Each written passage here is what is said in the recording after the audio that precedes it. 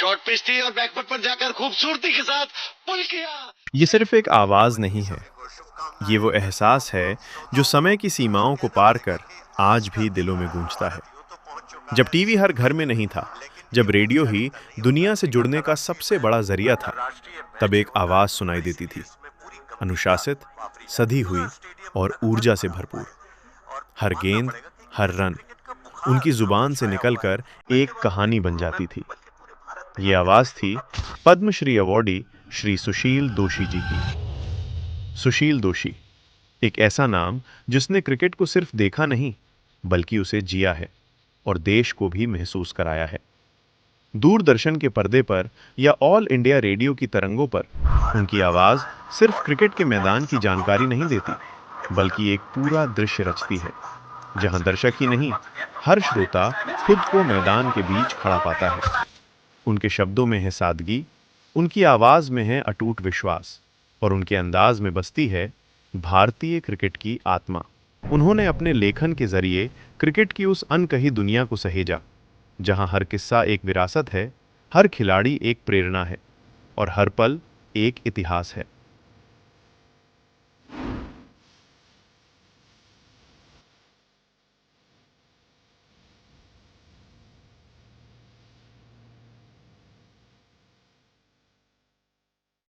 मेरे लिए बड़ी खुशी की बात है कि हमारे एक परिवार के सदस्य श्री सुशील जी ने एक बहुत बेहतरीन किताब अपने अनुभव से लिखा हुआ है, जिसका नाम है कहानी क्रिकेट की। मैं चाहता हूँ कि हमारे सारे युवाएं जो यहाँ पे हैं, देश में, मध्य प्रदेश में, वो जाके इस किताब को पढ़ें। जो हमारा धर्म बन चुका है, जो क्रिकेट है, इसके इतिहास के बारे में जानें, हमारे प्लेयर्स के बारे में जानें, और इसके साथ साथ जिस तरीके के साथ क्रिकेट का एवोल्यूशन आया है, विकास आया है, नियमों का, इंफ्रास्ट्रक्चर का, टेक्नोलॉजी का, उसके बारे में समझें। और जो हमारे नौजवान हैं, उनके लिए डीडी स्पोर्ट्स ने खासकर कि एक 13 एपिसोड्स बनाए हैं, ताकि आप वीडियोस भी देख सकें इस किताब के बारे में। तो डीडी स्पोर्ट्स को और सुशील जी को मैं इस पर बहुत बधाई देना चाहता हूँ। उनका इस परिवार के साथ एक बहुत गहरा और महत्वपूर्ण रिश्ता बना हुआ है। मेरे दादाजी के समय से, श्रीमंत माधवराव सिंधिया जी के समय से वो हमेशा उनके साथ रहे हैं, और मुझे याद है कि उनके करियर के शुरुआत में भी मेरे दादाजी श्रीमंत माधवराव सिंधिया जी ने उनको कई बार पुश किया हिंदी कमेंट्री को, खासकर कि क्रिकेट में आगे लेके आने के लिए। और आज वो पूरे देश में हिंदी के एक नंबर 1 कमेंटेटर हैं क्रिकेट में। उनको बहुत बधाई देना चाहता हूँ, और मैं फिर से सारे युवाओं को कहना चाहूँगा, ज़रूर इस किताब को खरीदिए और पढ़िए, और अपने धर्म और अपने खेल के बारे में ज़रूर जानिए।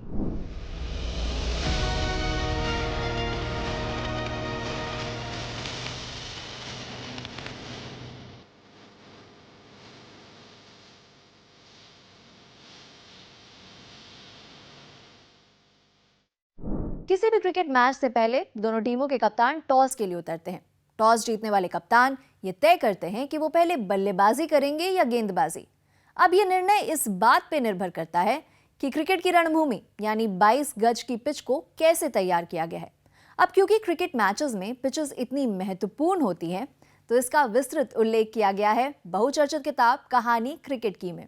तो आइए पिचेस के बारे में और जानते हैं इस किताब के लेखक यानी पद्मश्री से सम्मानित सुशील दोशी जी से। आपका स्वागत है शो में। बहुत धन्यवाद, और दर्शकों को फिर से हार्दिक नमस्कार।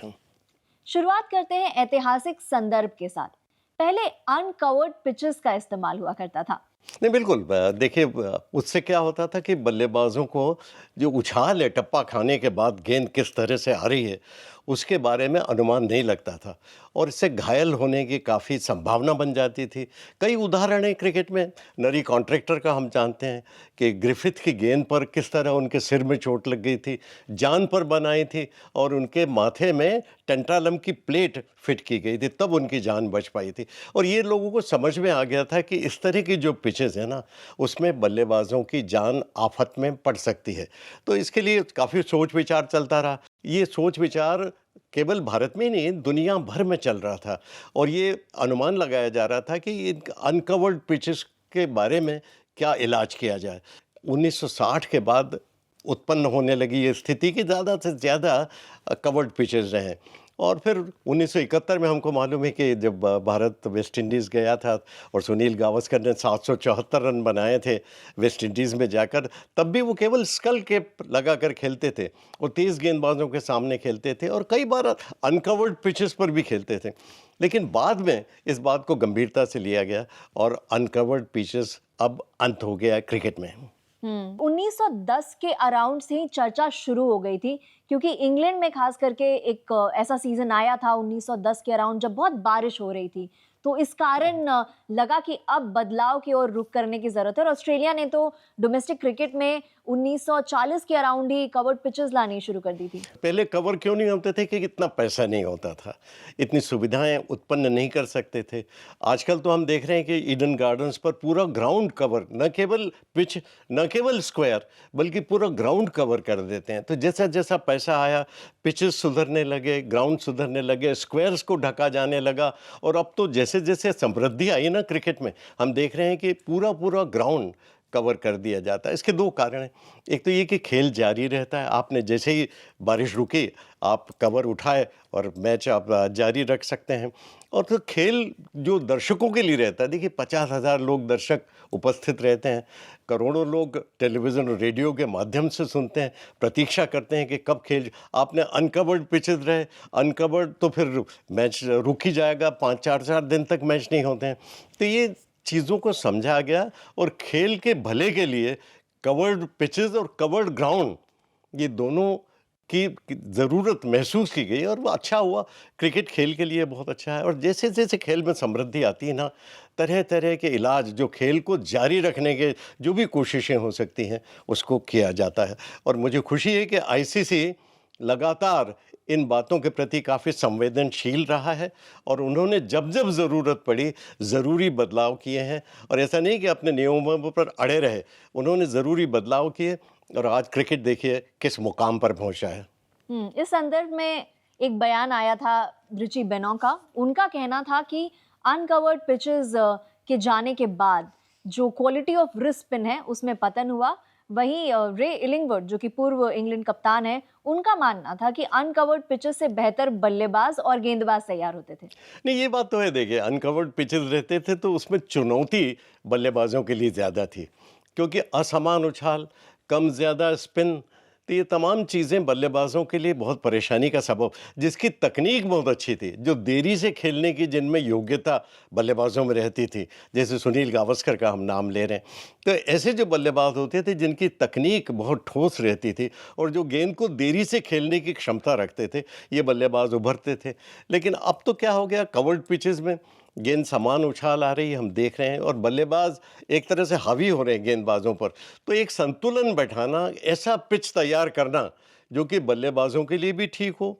टेस्ट मैच खेल रहे हो तो 3 दिन तक बल्लेबाजों के पक्ष में रहे, फिर स्पिन लेना शुरू हो जाए, स्पिनर्स को मदद मिले, खेल की शुरुआत में तेज़ गेंदबाजों को काफ़ी फ़ायदा मिले क्योंकि गेंद चमक नहीं रहती है, गेंद हवा में स्विंग होती है, सीम के सहारे कट होती है, विकेट ताज़ा रहता है, थोड़ी बहुत नमी रहती है पिच पर। लेकिन देखिए अब पैसे का ज़माना है, पैसा खेल को आगे बढ़ा रहा है, तो होता ये कि बल्लेबाजों के पक्ष में हम देखते हैं, जैसे आईपीएल में भी देख रहे हैं कि बल्लेबाजों के पक्ष में अब खेल और पिचेस ज़्यादा बन रहे हैं। 20 ओवर्स में 250 और 300 रन की बराबरी करने की कोशिश की जा रही है, तो आप समझ सकते हैं कि। और हम देख रहे हैं कि बुमराह को विकेट ही नहीं मिल रहे हैं, इतना बड़ा बॉलर जो दुनिया में दहशत फैला रहा है, तो ऐसे पिचेस पर वो विकेट ही नहीं ले पा रहा है। तो ये भी एक सोच का विषय बन गया है कि पिचेस ऐसे बनाए जाएं जहां बॉलर के लिए भी कुछ मौका हो, उसको भी अपनी योग्यता दिखाने का अवसर मिले और बैटर्स को भी कुछ चुनौती का सामना करना पड़े। ये किस्से और कहानियां तो जारी रहेंगे, लेकिन अभी सुनते हैं कुछ संदेश और मिलते हैं फिर ब्रेक के बाद। देखिए, पहले तो मैं सुशील दोषी सर के लिए ये कहना चाहूँगा कि जब मैं छोटा था मैं उनकी कमेंट्री सुना करता था और बड़ा एक्साइटेड हो जाता था। वो इतनी जान डाल देते थे अपनी कमेंट्री में। एक तो हिंदी के ऊपर कमांड इतनी बढ़िया थी, वॉइस मॉड्यूलेशन इतनी बेहतरीन उनकी, और फिर जिस तरह से एक्सप्लेन करते थे गेम को, तो ऐसा लगता था कि हाँ, ये मैच देखना चाहिए हमें। इतना इंटरेस्टिंग कर देते थे। मैं बात कर रहा हूँ रेडियो के दिनों की, जब वो रेडियो पर कमेंट्री किया करते थे। और मेरी खुशनसीबी ये थी कि 1997 में इंडिया की टीम साउथ अफ्रीका गई थी और स्टार स्पोर्ट्स ने हिंदी की कमेंट्री उस समय वहाँ शुरू की थी, और उसमें सुशील दोषी सर भी थे, मैं भी था। और मैंने कहा ये मौका तो मैं जाने नहीं दूंगा, क्योंकि हम लोग लगभग 2.5 महीने वहाँ थे और मैंने हर शाम सर के साथ बिताई है। मैंने सुशील दोषी सर को छोड़ा नहीं, शाम को तो छोड़ता ही नहीं था। मैं उनको पकड़ के बैठ जाता था कि ऐसी क्या चीज़ है, ऐसी क्या मसाला डालते हैं, क्या चीज़ डालते हैं कमेंट्री में कि इतना आदमी खिंचा चला आता है उनकी कमेंट्री सुन के। तो फिर उन्होंने मुझे धीरे धीरे बताना शुरू किया, थोड़ा वॉइस मॉड्यूलेशन कीजिए, क्योंकि मैं एक ही ले पर चलता रहता था अपनी कमेंट्री में। तो वो चीज़ उनसे सीखी। फिर जब भी वो कमेंट्री करते थे, हम कमेंट्री बॉक्स में होते थे, मैं पीछे खड़ा हो जाता था। मैं देखना चाहता था कि वो क्या चीज़ है सर के अंदर, और वो देखते देखते मैं काफ़ी सीखा हूँ। मैं 96 में कमेंट्री शुरू की, 97 में ये मौका मिल गया सुशील दोषी के साथ कमेंट्री करने का, और टचवुड आज इतने साल हो गए, मैं अभी भी कमेंट्री करता हूँ। सुशील दोषी सर ने ये किताब लिखी है, कहानी क्रिकेट की। कितनी कहानियाँ होंगी सर के पास, कितनी इंटरेस्टिंग ये बुक होगी। ये मैं इसके बारे में बताऊंगा नहीं, क्योंकि मैंने पढ़ी है थोड़ी सी, ये किताब पूरी नहीं पढ़ पाया हूँ अभी तक, लेकिन ये ज़रूर बता सकता हूँ कि इंटरेस्टिंग किस्से होंगे इसमें क्रिकेट के। और जब आगे पढ़ूंगा, मेरा तो मन करता है कि मैं अभी पढ़ने बैठ जाऊँ, लेकिन थोड़ा वक्त की वजह से एकदम एक टाइम पे नहीं पढ़ पा रहा हूँ।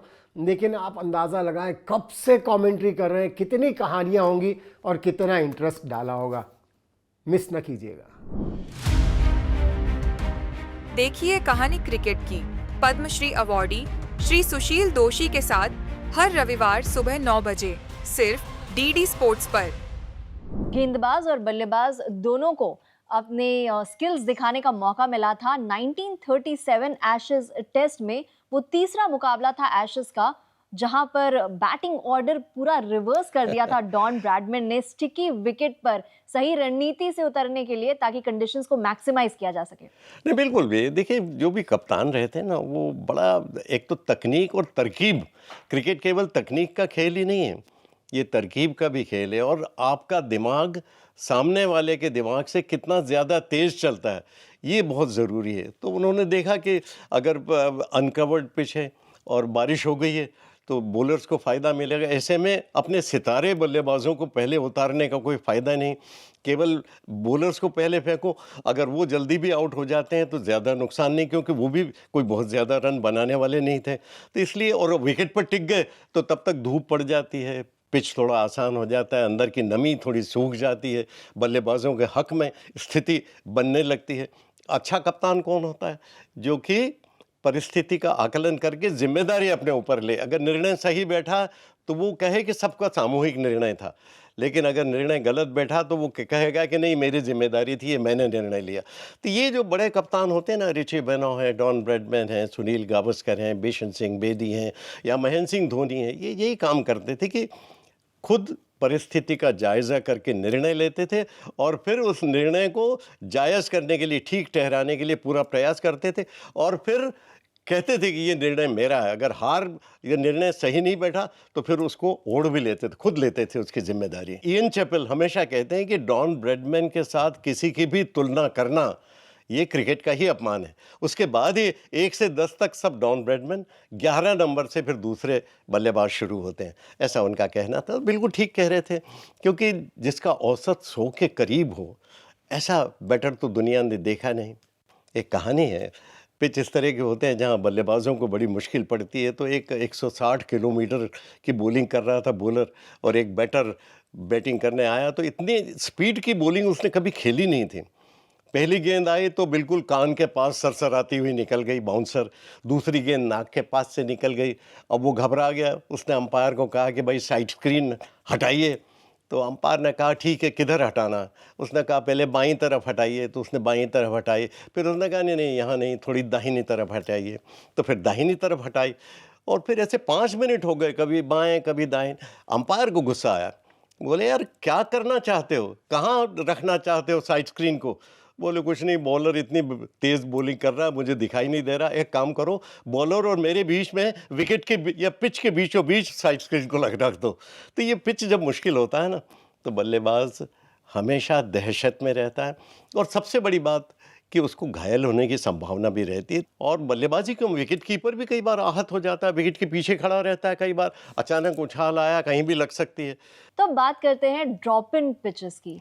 आजकल काफी उनका इस्तेमाल भी किया जा रहा है, इसकी शुरुआत कैसे हुई थी? नहीं, ड्रॉप इन पिचेस का तो ये है कि जहाँ पहले ग्राउंड्स की कमी होती थी और मल्टीपर्पज़ स्टेडियम होते थे, क्योंकि पैसा था नहीं खेलों में इतना। फुटबॉल भी खेली है, रग्बी भी खेली है, क्रिकेट भी खेली है, और तमाम यहाँ तक कि टेनिस के कोर्ट्स भी वहीं बनवा लेते थे। तो ये तमाम चीज़ें एक ही जगह पर आप कैसे खेलेंगे? तो और फिर क्रिकेट का पिच कैसे ख़राब करेंगे? तो इसलिए क्या किया कि ग्राउंड तो समतल रहता है, उसके ऊपर से ड्रॉप इन पिचेस को बनवाया गया। अब ड्रॉप इन पिचेस का जो है ना, ये इतना आसान नहीं है। लगता है कि ड्रॉप इन आप ले आइए और ड्रॉप इन पिचेस लगाइए, लेकिन ऐसा नहीं। बड़े बड़े सांचे स्टील के बनाए जाते हैं, और वो सांचे ये समझिए कि इतने भारी रहते हैं, 23,000 किलो का एक एक स्टील का सांचा। और वो एडिलेड में सबसे पहले शुरू हुआ ड्रॉप इन पिचेस, तो वहाँ पे शुरू हुआ।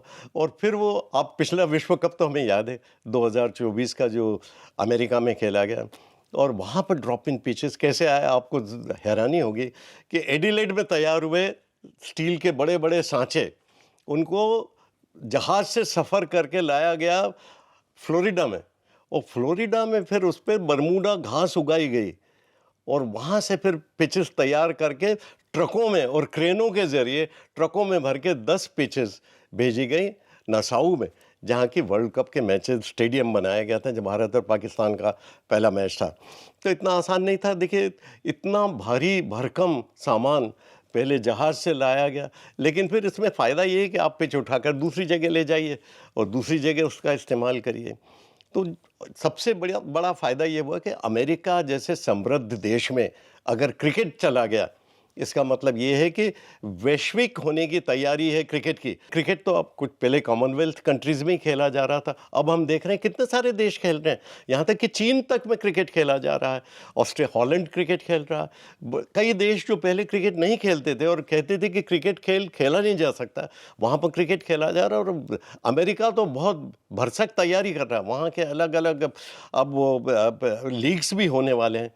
तो ये तमाम तैयारियां इस बात का प्रतीक है कि जो विश्व कप किया, भले से पिचेस मुश्किल थे बल्लेबाजों के लिए, और भले ही कई लोगों ने इसकी आलोचना की, लेकिन इस बात से इनकार नहीं किया जा सकता कि अमेरिका अगर इसमें आ गया है तो इसका मतलब ये है कि क्रिकेट खेल को समृद्ध होने के और भी बहुत सारे अवसर आ गए, और क्रिकेट खेल अब अंतर्राष्ट्रीय तो पहले ही था, लेकिन वैश्विक होने की तैयारी कर रहा है। और ओलंपिक में भी इसका प्रवेश हम जानते हैं, अगले ओलंपिक में भी इसका प्रवेश हो गया T20 क्रिकेट का।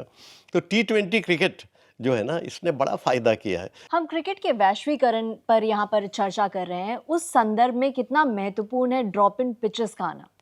ये ड्रॉप इन पिचेस तो ये बढ़ेगा काम, क्योंकि भारत तो ठीक है, लेकिन कई देश ऐसे हैं जिनके पास इतना पैसा नहीं है। तो और अमेरिका जैसे देश हैं, और ऐसे कई समृद्ध देश जहाँ फुटबॉल ज़्यादा लोकप्रिय, जहाँ इतनी ज़मीन नहीं है। देखिए, भारत में ज़मीन है, उपलब्ध है, ऑस्ट्रेलिया में ज़मीन उपलब्ध है, लेकिन कई ऐसे देश हैं जो छोटे देश हैं, इतनी ज़मीनें उपलब्ध नहीं हैं। तो वहाँ पर ये ड्रॉप इन पिच, जहाँ फुटबॉल भी खेला जा सके, ये सर्व सुविधा युक्त, और पैसा इसमें उत्पन्न हो रहा है, तो आप ड्रॉप इन पिचेस बना सकते हैं। इसमें और भी ज़्यादा अब उन्नति होगी। आज तो एडिलेड में बन रहा है, कल से शायद भारत में भी बनने शुरू हों। क्यों नहीं हो सकता? अगर एडिलेड में बना रहे हैं तो भारत में भी बन सकते हैं। तो ऐसा कई दूसरे देश भी सोच सकते हैं। तो ये एक बुरा विकल्प नहीं है कि जहाँ कुछ भी उपलब्ध नहीं है वहाँ पर ड्रॉप इन पिचेस का उपयोग करो, और जहाँ आप बना सकते हो, जैसे भारत जैसे देश में जहाँ पानी भी है और आबो हवा भी है, धूप भी है, जहाँ पे घास भी उगती है, तो यहाँ पे ड्रॉप इन पिचेस की ज़रूरत नहीं है, और इतना पैसा भी है, आप कितने भी स्टेडियम बना सकते हो जैसे बनाए जा रहे हैं। तो ये तमाम चीज़ें भारत के लिए ठीक है, लेकिन दूसरे देशों में जहाँ जगह नहीं, वहाँ पर तो ये बहुत उपयोगी है। ये किस्से और कहानियां तो आते रहेंगे। अभी वक्त हो चला है एक छोटे से ब्रेक का। मिलते हैं ब्रेक के बाद। देखिए कहानी क्रिकेट की पद्मश्री अवॉर्डी श्री सुशील दोशी के साथ हर रविवार सुबह 9 बजे सिर्फ डीडी स्पोर्ट्स पर। क्रिकेट पिचेस बनाने में कई तकनीकी डिटेल्स पर, बारीकियों पर बहुत ध्यान दिया जाता है, उसके बारे में हमें बताइए। नहीं, देखिए, एक फिक्स तापमान का भी ध्यान देना पड़ेगा। ऐसा नहीं कि आप किसी भी तापमान में वो घास उगा दो।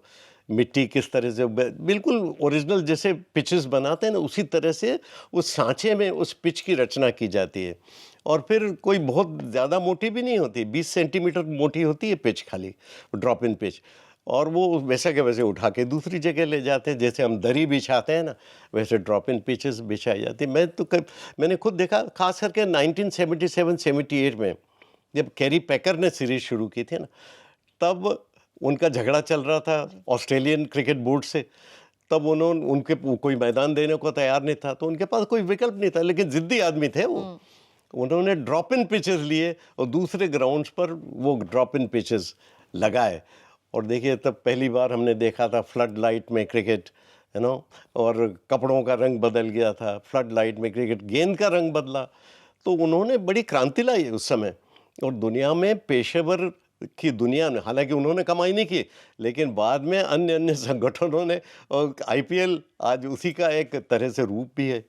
तो वो लोगों को पता चल गया कि इसमें बड़ा स्कोप है, और क्रिकेट ने एक नई करवट, एक नई दिशा ली है। जी, विजनरी थे कैरी पैकर। अब हम बात करते हैं जो भारत में पिचेस आमूमन देखने को मिलती हैं, red soil pitches, black soil pitches. In fact same stadium में ही रेड, ब्लैक और मिक्स सॉइल पिचेस देखने को मिलती हैं। क्या फ़र्क है इनमें? जैसे लाल मिट्टी जिसे कहते हैं, तो वो स्पिनर्स के लिए बेहतर रहती है, क्योंकि ज़मीन पर पकड़ थोड़ी बेहतर रहती है। और जो ब्लैक कॉटन सॉइल रहता है, उसमें पानी गिरता है, तो वो तेज़ गेंदबाजों को, सीमर्स को मदद देता है। तो और एक मिक्स सॉइल इसलिए करते हैं कि वो बॉलर को भी मदद दे। शुरू में जब पिच नई होती है, ताज़ा रहती है, और कवर उठाते हैं तो पिच ताज़ा रहती है, तो थोड़ा सीम बॉलर्स को भी मदद देता है, और बाद में फिर स्पिनर्स को मदद देता है। तो इस तरह के पिचेस भी बनाए जा रहे हैं। तो वो क्या रहता है कि परिस्थिति के मुताबिक, और क्रिकेट कंट्रोल बोर्ड जिस तरह सोचता है, उस हिसाब से पिचेस बनाए जा रहे हैं। तो ये अच्छी बात है, इसमें कोई बात नहीं कि इंग्लैंड जाते हैं तो हम हरी घास पर खेलते हैं, गेंद स्विंग और सीम खूब होती है। भारत में आते हैं तो स्पिनर्स का पलड़ा भारी रहता है। आपने पहले भी एक प्रश्न किया था कि तेज़ गेंदबाज भारत में पहले क्यों नहीं, और अब क्यों इतने सारे आ रहे हैं। उसका मूल, आपने जो पिचेस की बात की ना, उसका मूल कारण यही है कि पहले पिचेस बनाते थे स्पिनर्स के लिए, क्योंकि भारत में स्पिनर्स तेज़ गेंदबाज थे ही नहीं। तो तेज़ गेंदबाज इसलिए नहीं थे कि पिचेस वैसे होती ही नहीं। रणजी ट्रॉफी मुकाबलों में भी पिचेस बहुत आसान होते थे, तो तेज़ गेंदबाजों को मदद नहीं मिलती थी। लेकिन अब तो हम देख रहे हैं कि तेज़ गेंदबाज ज़्यादा हैं, स्पिनर्स कम दिख रहे हैं। क्वालिटी स्पिनर्स की कमी दिख रही है, और तेज़ गेंदबाजों के लिए इतनी ज़्यादा प्रतिस्पर्धा हो गई है कि पिचेस के कारण हो रहा है सब। हमने भिन्न पिचेस का यहाँ पर जिक्र किया। अब लॉर्ड्स के मैदान पर चर्चा करते हैं और वहाँ के स्लोप के बारे में बात करते हैं। 8 फीट 2 इंच का ये जो स्लोप है, ये बहुत अलग है। इसकी कहानी क्या है? नहीं, देखिए, लॉर्ड्स में मैं तो वहाँ कमेंट्री भी कर चुका हूँ, वहाँ से 1979 में। वहाँ पे जो पिच 2.5 मीटर का स्लोप है, और उस ऐसा स्लोप कहीं पर भी नहीं है। उससे देखिए 2 फायदे होते हैं, और उससे बॉलर्स को एकदम से अपने रनअप में उसको लगता है स्लोप, खुद पैरों में पता चलता है। तो उसके लिए एक समस्या तो है, चुनौती भी है कि वो अपनी लय कैसे बरकरार रखे, और बैटर को भी बड़ा विचित्र लगता है। तो ये तमाम चीज़ें जो हैं वो है, लेकिन लॉर्ड्स की एक अलग, अपनी अलग ही पहचान है। और लॉर्ड्स पर खेलना, लोग कहते हैं कि एक तरह से पवित्र काम है। जो क्रिकेटर तो अपने को बड़ा पवित्र मानता है लॉर्ड्स पर जब खेलते हैं। तो और वेंगसरकर, दिलीप वेंगसरकर ऐसे बल्लेबाज है एकमात्र जिन्होंने 3 शतक लॉर्ड्स पर लगाए। तो ये इसीलिए लोग उनको कर्नल भी बोलते हैं, क्योंकि कर्नल सीके नायडू की तरह वो छक्के लगाते थे। तो ये तमाम चीज़ें जो है ना, लॉर्ड्स का मैदान अब परंपरागत एक अलग तरह का मैदान, स्लोप में अलग तरह की चुनौती, और सबसे बड़ी बात ड्रेनेज सिस्टम लॉर्ड्स का। कितनी भी बारिश होती रहती है, और 5 मिनट में जैसे ही बारिश ख़त्म हुई तुरंत ही खेल शुरू हो जाता है। तो ड्रेनेज सिस्टम ये स्लोप के कारण इतना अच्छा रहता है। और ड्रेनेज सिस्टम इतना अच्छा बना रखा कि तुरंत पानी बहकर बाहर निकल जाता है। और एक बात और जो पिचेस के बारे में कि ख़राब पिच के कारण जो मैच कई बार रोक दिए गए ना, ऐसे कुछ 2 मैचेस में तो मैं खुद कमेंट्री कर रहा था। एक 1997 में इंदौर में ओडीआई मैच था भारत और श्रीलंका का, 3 ओवर्स ही हुए थे, वो मैच ख़त्म घोषित कर दिया क्योंकि उस पर से धूल उड़ रही थी। टप्पा खाने के बाद गेंद हमने खुद देखा काफ़ी धूल उड़ रही थी और दोनों टीमों ने समझा कि ये खेल के लिए मुनासिब नहीं, कोई भी घायल हो सकता है। ऐसे कई मैचेस हमने, एक मैच था 2009 का फिरोज शाह कोटला मैदान पर, उस मैच में भी मैं कमेंट्री कर रहा था। तो वो मैच भी ऐसी तरह से बंद घोषित कर दिया गया क्योंकि वो पिच में। एक मैच तो 1975 में ऑस्ट्रेलिया वर्सेस इंग्लैंड लीड्स के मैदान पर कुछ बदमाशों ने क्या किया कि वहाँ पर ऑयल फेंक दिया और पिच खराब कर दिया, तो लीड्स के मैदान पर इंग्लैंड में वो मैच रद्द करना पड़ा। खराब पिचेस होने के कारण मैच रद्द हो सकता है, तो कितना नुकसान होता है, आयोजकों को नुकसान होता है, दर्शक जो देखने जाते हैं, टिकट खरीदते हैं, एडवर्टाइजर्स जो होते हैं और दुनिया भर में जो लोग सुनते हैं और देखते हैं, उनकी बड़ी हानि होती है। लेकिन हमें बहुत लाभ होता है जब भी हम आपके साथ बैठते हैं, क्योंकि हमें बहुत रोचक क्रिकेट के किस्से सुनने को मिलते हैं। आपका बहुत बहुत धन्यवाद। धन्यवाद और सभी दर्शकों को एक बार फिर से नमस्कार।